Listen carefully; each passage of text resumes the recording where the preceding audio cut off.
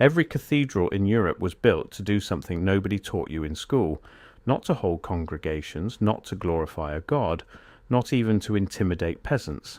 They were built to heal the human body at a cellular level. The science was real. The results were documented.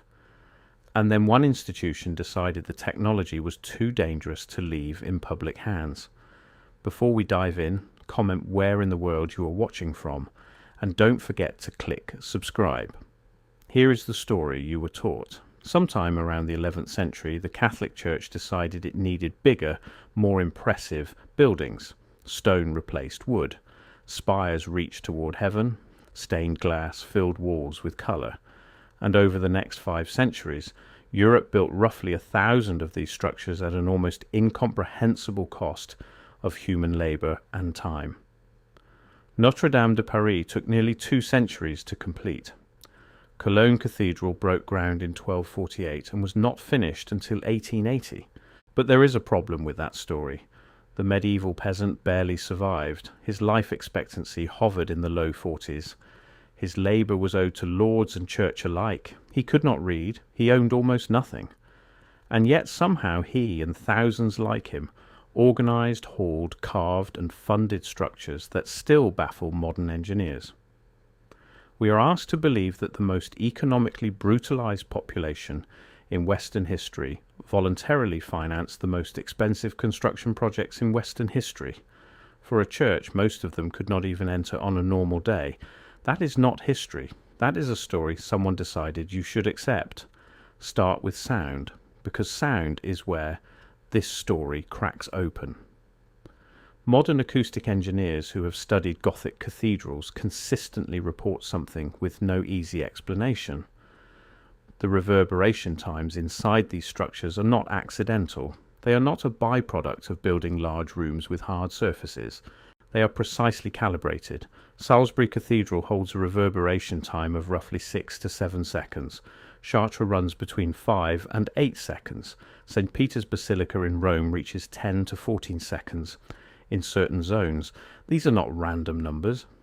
Researchers in psychoacoustics have known for decades that human brain function changes measurably under specific sound conditions.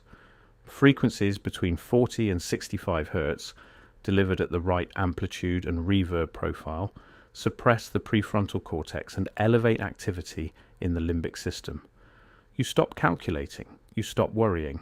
You enter what modern neuroscience calls theta wave dominance, the same state associated with deep meditation, accelerated healing, reduced cortisol and heightened immune response. Every major Gothic cathedral produces this effect naturally, through geometry alone. The height of the nave determines the fundamental resonant frequency. The width controls the harmonic overtones. The curvature of the apsidal end reflects standing waves back through the congregation. This is physics, not poetry. And here is the part the architectural history textbooks leave out. The dimensions used in Gothic construction follow ratios that appear in no other building tradition of that era. They do not come from Roman basilica plans, they do not emerge from military engineering, they come from a separate body of knowledge transmitted through guilds of stonemasons who operated under strict secrecy and who built structures with acoustic profiles that modern concert halls, equipped with computer modelling, still struggle to replicate intentionally.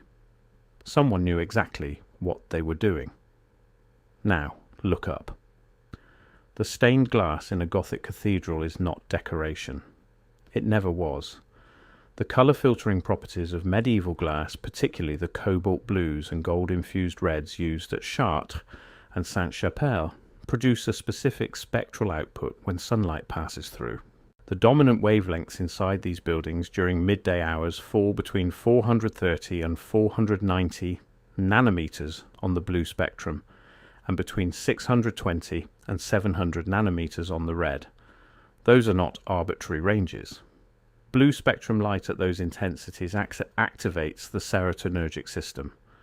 Red spectrum light in the 670 nanometer range is now the basis of an entire medical industry called photobiomodulation, used clinically to accelerate tissue repair, reduce inflammation, and stimulate mitochondrial activity. The patients entering Gothic cathedrals in the 12th through 15th centuries were not metaphorically bathed in divine light. They were receiving wavelength-specific light therapy, delivered through glass formulated to exact compositions, oriented to catch specific solar angles at specific times of year. The orientation of virtually every major European cathedral follows the same pattern. The apse faces east, the main facade faces west. At sunrise, on the summer solstice and the equinoxes, the light entering through the rose windows hits the nave floor at angles that maximize coverage of the largest standing congregation. This required knowledge of solar astronomy that the Church officially declared dangerous when independent scholars attempted to publish it. The same institution that built the instruments controlled access to the explanation. A functioning cathedral in medieval Europe was not simply a place of worship. It was the most sophisticated medical facility within a radius of hundreds of miles. Pilgrims travelled weeks on foot to reach Chartres, Canterbury, Santiago de Compostela, and Cologne.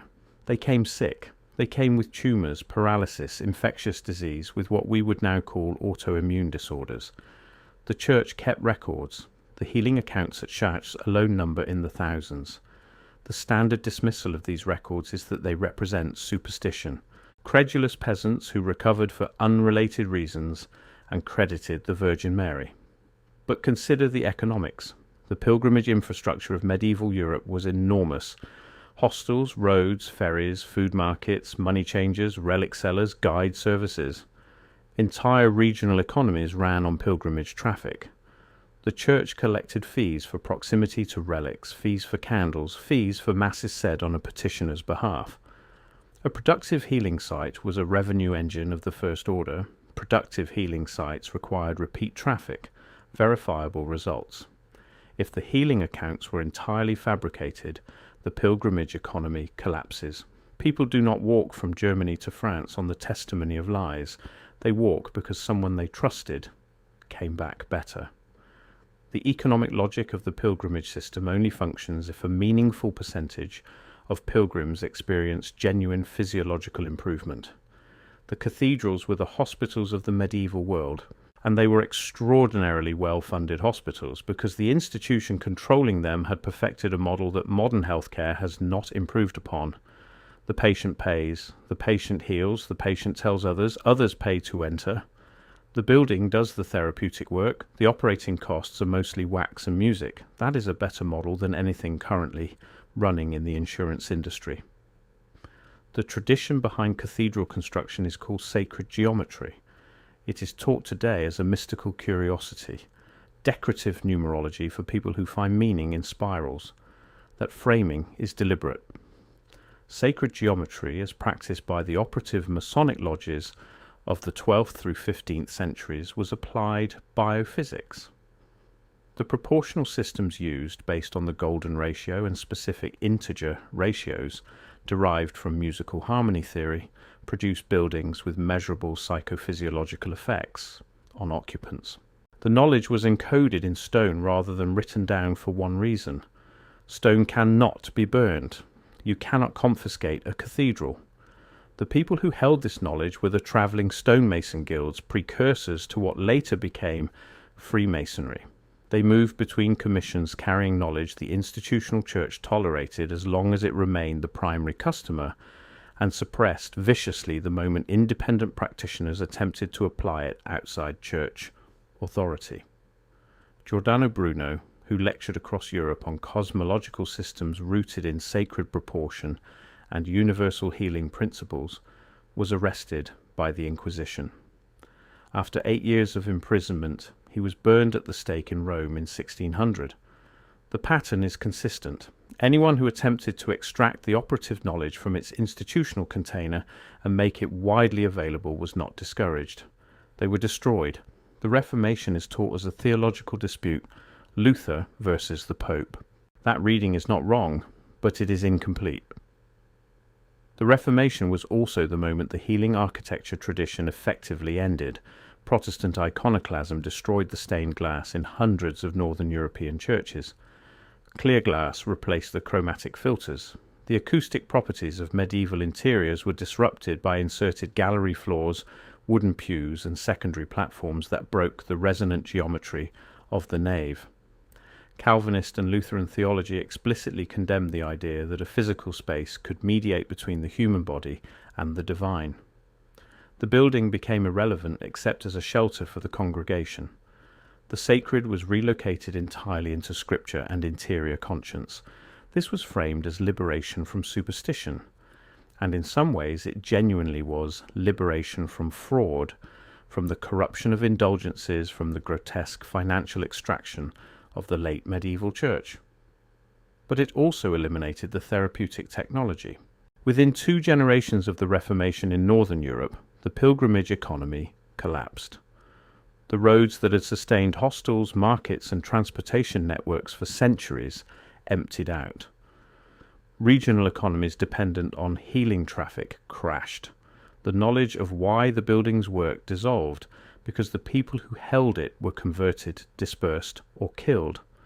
The knowledge went underground, into private lodges, into coded architectural manuals, into esoteric traditions the 18th century Enlightenment would alternately ridicule and secretly study. But the public delivery mechanism, the great open healing spaces that any person could walk into, was gone. The replacement for the cathedral economy arrived in the 19th century. It was called the hospital. The hospital model took the therapeutic function that had been delivered collectively, architecturally, and effectively for free, and rebuilt it as an individual, fee-based, chemically mediated transaction. You were no longer healed by a space. You were treated by a specialist with substances in a room designed for infection control rather than psychophysiological optimization. The economics flipped entirely. A cathedral amortizes its construction cost over centuries and then delivers therapy powered by sunlight and physics. A hospital requires continuous capital investment, continuous staffing, continuous pharmaceutical supply chains, and continuous payment extraction.